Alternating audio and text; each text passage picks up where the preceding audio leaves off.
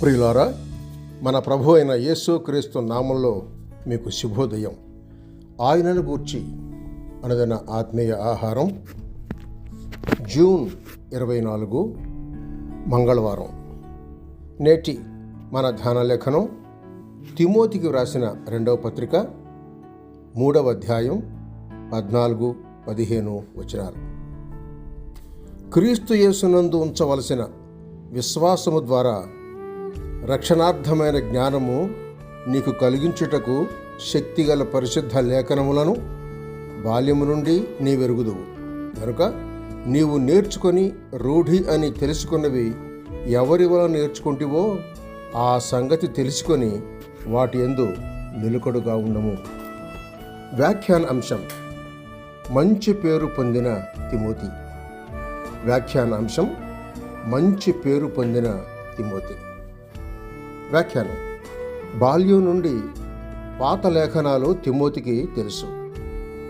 అతని తల్లి, అతని అవ్వ క్రీస్తునందలి విశ్వాసం గలవారు అని 2వ పత్రిక 1వ అధ్యాయం 3, 4, 5 వచనాల ద్వారా తెలుసుకుంటున్నాం.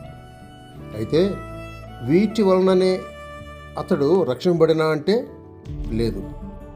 విశ్వాసమును బట్టి అపొస్తలుడైన పౌలు తిమోతిని కన్నట్టు 1 తిమోతి పత్రిక 1వ అధ్యాయం 2వ వచనం ప్రకారం తిమోతి పౌలు యొక్క నిజమైన కుమారుడు అని తెలుసుకుంటున్నాం. అనగా సువార్త వలననే తిమోతి పౌలుకును దేవునికి చిక్కాడు. స్థానిక సభలో కూడా తిమోతి మంచి పేరు సంపాదించుకున్నాడు. క్రమేణా పౌలు దైవ సేవకు అతన్ని పిలిచాడు. సంఘ పెద్దలు కూడా దీనికి సమ్మతించి పౌలు తిమోతి మీద చేతులు ఉంచిన దానిలో కలిసి భాగం పొందారు. అంతేకాదు, కొందరు యవనస్తుడైన తిమోతి ఇక ముందు దైవ సేవకు వస్తాడు అని ప్రకటించారు. ఇలాగూ తిమోతి మీద ప్రవచనాలు బయలుదేరాయి. అనేకులు తమ స్వంత కార్యాలను వెతకటంలో పౌలుని విడిచిపెట్టి ఉండగా తిమోతి మాత్రం దీర్ఘకాలం కుమారుడిలాగా నమ్మకంగా పౌలుని సేవించాడు.